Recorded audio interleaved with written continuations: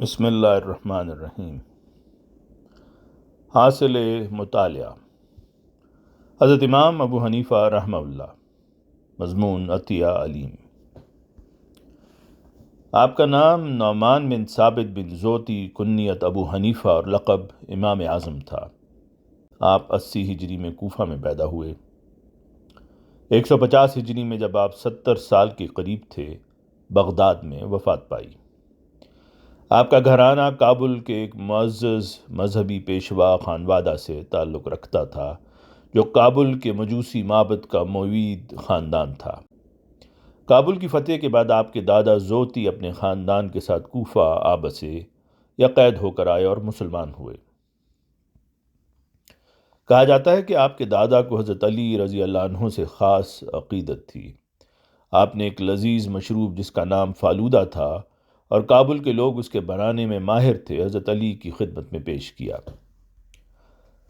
آپ کے ہاں لڑکا پیدا ہوا تو اس کا نام ثابت رکھا اور اس کی کامیاب زندگی اور مبارک ذریت کے لیے حضرت علی رضی اللہ عنہ سے دعا کروائی۔ آپ کے دادا نے کوفہ آ کر کپڑے کا کاروبار شروع کیا اور خوب ترقی کی۔ بچپن سے ہی والد کا ساتھ دیا، تجارتی مہارت حاصل کی۔ بہرحال آپ مالی طور پر خوشحال تھے اور آپ کو کبھی بھی مالی پریشانیوں کا سامنا نہیں کرنا پڑا۔ چونکہ آپ ہوش سنبھالتے ہی کاروبار میں مشغول ہو گئے تھے، آپ کو پڑھنے کا موقع نہیں ملا۔ لیکن پھر آپ کی ملاقات اس زمانہ کے مشہور محدث امام شابی سے ہوئی جنہوں نے آپ کی ذہانت کو محسوس کیا اور آپ کو حصول علم کی طرف توجہ دلائی۔ آپ نے کافی تحقیق کے بعد حضرت حماد بن ابی سلیمان کی شاگردی اختیار کی۔ حضرت حماد نے اپنے استاد ابراہیم نخعی کے ذریعے حضرت عبداللہ بن مسعود رضی اللہ عنہ اور حضرت علی کرم اللہ وجہہ کے علم سے استفادہ کیا اور اس علم سے امام ابو حنیفہ نے بھی فائدہ اٹھایا۔ آپ نے 18 سال تحصیل علم میں صرف کیے۔ تحصیل علم کے بعد آپ نے درس و تدریس کا سلسلہ شروع کیا اور کوفہ کی جامع مسجد کے ایک حصہ میں اپنا مدرسہ قائم کیا جس کا شمار بالآخر ایک عظیم الشان حلقہ دروس میں ہونے لگا۔ آپ کا مدرسہ کوئی ابتدائی مدرسہ نہیں تھا بلکہ شہر کے مختلف قابلیتیں رکھنے والے اونچے درجہ کے طلباء درس میں شامل ہوتے۔ کوئی لغت اور زبان کا ماہر، کوئی حدیث و تاریخ میں ممتاز۔ غرض آپ کا مدرسہ مختلف استعدادوں کے حامل ارباب علم کا مرکز تھا۔ طلباء کو مختلف سوال اٹھانے کی اجازت ہوتی، بحث میں حصہ لینے کی بھی کھلی اجازت ہوتی۔ ہر رائے پر خواہ وہ استاد کی رائے ہو تنقید ہوتی تھی۔ آخر بحث و مباحثہ کے بعد مسئلہ کا حل نکل آتا اور کوئی رائے قائم ہو جاتی اور وہ بات سیاق و سباق کے ساتھ لکھ لی جاتی۔ امام ابو حنیفہ نے بنو عباس اور بنو امیہ کے دور دیکھے لیکن آپ ان حکومتوں کے انداز حکومت کو پسند نہیں کرتے تھے۔ آپ دل سے چاہتے تھے کہ نیک لوگ برسر اقتدار آئیں، لیکن اس کے باوجود آپ نے کبھی بغاوت میں حصہ نہیں لیا تھا۔ نصیحت و خیر خواہی کے اصول کو ہمیشہ پیش نظر رکھا۔ حکومتوں نے کوشش کی کہ آپ کا قریبی تعاون حاصل کریں لیکن آپ نے کبھی کوئی عہدہ قبول نہیں کیا۔ بنو امیہ کی حکومت نے بھی کوشش کی کہ وہ آپ کا قریبی تعاون حاصل کرے اور حکومت کے کاموں میں آپ شریک ہوں، لیکن آپ نے کوئی عہدہ قبول نہ کیا۔ پھر بنو عباس کے دور میں بھی یہ کوشش ہوئی اور آپ پر زور دیا گیا کہ آپ قاضی کا عہدہ قبول کریں، لیکن آپ اس پر راضی نہ ہوئے۔ حکومت ائمہ دین کا تعاون اس غرض سے حاصل کرنے کی متمنی رہتی تھی کہ عام پبلک ائمہ دین کا نمونہ دیکھ کر اطاعت شعار بن جائے، لیکن حکومت کی عام پالیسی ایسی نہ تھی کہ ائمہ دین حکومت میں شرکت کی طرز کا تعاون دیتے اور حکومت کا حصہ بنتے، کیونکہ یہ بات حکومت کے ظلم و ستم میں شرکت کے مترادف ہوتی اور ائمہ دین یہ تاثر دینے سے پرہیز کرتے تھے اور کسی درجہ میں بھی حکومت کا اعلی کار بننے کے لیے تیار نہ تھے۔ ایک دفعہ عباسی خلیفہ ابو منصور نے آپ سے کہا کہ آپ قضاء کا عہدہ کیوں قبول نہیں کرتے؟ آپ رحمہ اللہ نے جواب دیا کہ میں اس عہدہ کے لیے اپنے آپ کو اہل نہیں پاتا۔ منصور نے غصہ کے انداز میں کہا، آپ جھوٹ بولتے ہیں، آپ پوری طرح اس عہدہ کے اہل ہیں۔ امام صاحب نے بڑے ادب سے عرض کیا کہ اس کا فیصلہ امیر المومنین نے فرمایا ہے، تو جھوٹا آدمی قاضی نہیں بن سکتا اور وہ اس ذمہ داری کا اہل نہیں۔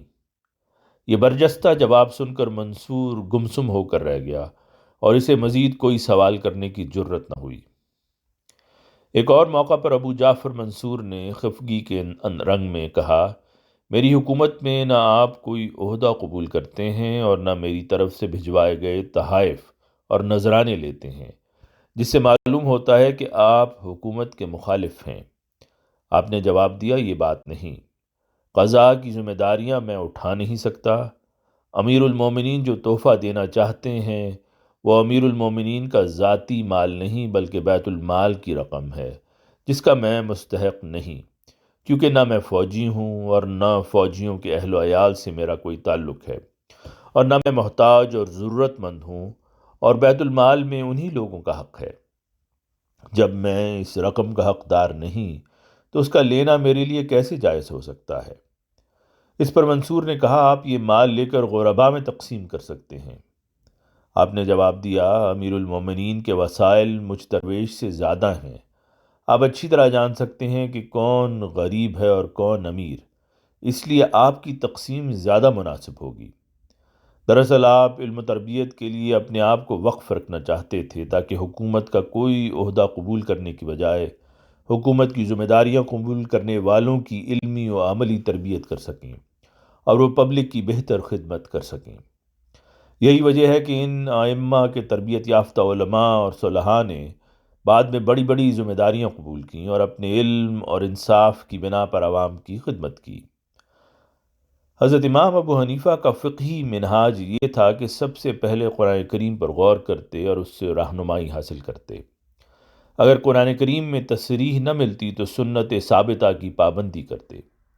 اگر سنت میں وضاحت نہ ہوتی تو پھر صحابہ رضوان اللہ عنہم کے اجتماعی عمل کی پیروی کرتے، اور اگر مسئلہ زیر غور کے بارے میں ان کا کوئی اجتماعی عمل معلوم نہ ہوتا تو پھر صحابہ رضوان اللہ عنہم کے مختلف اقوال میں سے اس قول کو اختیار کرتے جو ان کی سمجھ کے مطابق قرآن کریم یا سنت ثابتہ کے عمومی منشا کے قریب تر ہوتا۔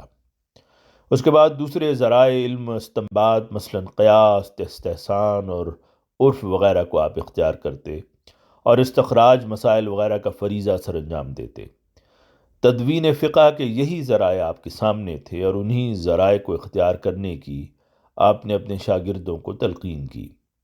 آپ ہمیشہ کہا کرتے کہ ہم نے اپنی سمجھ کے مطابق مذکورہ بالا ماخذ سے مسائل مستنبط کیے ہیں، اگر کوئی اور اس سے بہتر استنباط اور اجتہاد پیش کرے تو ہم اس کی پیروی کریں گے اور اپنی رائے پر ہمیں اصرار نہیں ہوگا۔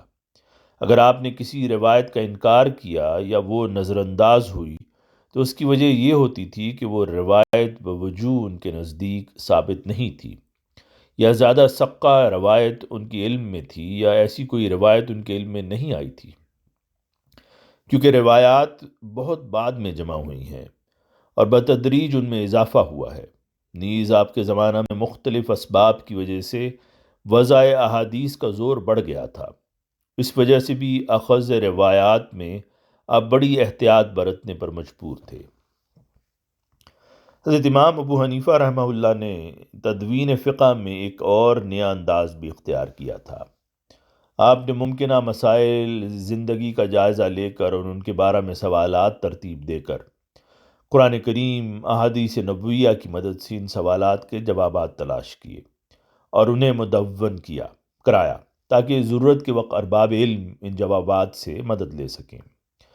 اس طرح آپ کے شاگردوں کی کوشش اور آپ کی رہنمائی سے فقہ تقدیر یا فقہ فرضی کا ایک بڑا ذخیرہ مہیا ہو گیا۔ امام ابو حنیفہ رحمہ اللہ کی عظمت۔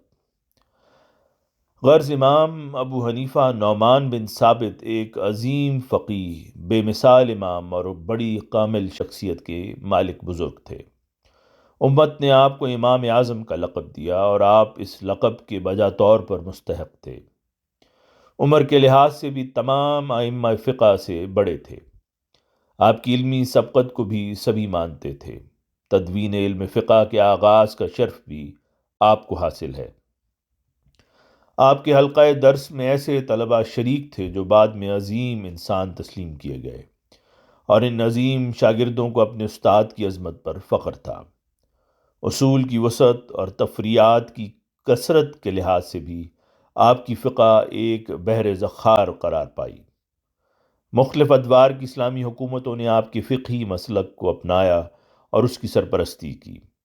آپ کے پیرو بھی دوسرے ائمہ فقہ کے پیروؤں سے نسبتاً زیادہ ہیں۔ یہی وجہ ہے کہ امام الزمان حضرت مسیح موعود علیہ السلام نے آپ کی تعریف میں فرمایا، اصل حقیقت یہ ہے کہ امام صاحب موصوف اپنی قوت اجتہادی اور اپنے علم اور درایت اور فراست میں ائمہ ثلاثہ سے افضل و اعلیٰ تھے، اور ان کی خداداد قوت فیصلہ ایسی بڑھی ہوئی تھی کہ وہ ثبوت اور عدم ثبوت میں بخوبی فرق کرنا جانتے تھے، اور ان کی قوت مدرکہ کو قرآن شریف کے سمجھنے میں خاص دستگاہ تھی، اور ان کی فطرت کو کلام الہی سے خاص مناسبت تھی، اور عرفان کے اعلیٰ درجہ تک پہنچ چکے تھے، اور اسی وجہ سے اجتہاد و استنباط میں ان کے لیے وہ درجہ علیہ مسلم تھا جس تک پہنچنے سے دوسرے قاصر تھے۔ بحوالہ ازالہ اوہام روحانی خزائن جلد 3 صفحہ 385۔ یہ وہ قابل قدر مقام تھا جو سیدنا حضرت مسیح موعود علیہ السلام کی نظر میں امام ابو حنیفہ کو حاصل تھا۔ اس مضمون کے لیے کتاب تاریخ افکار اسلامی از حضرت ملک سیف الرحمن صاحب کے صفحہ 111 تا 133 سے استفادہ کیا گیا ہے۔ آواز مرزا عمران احسن۔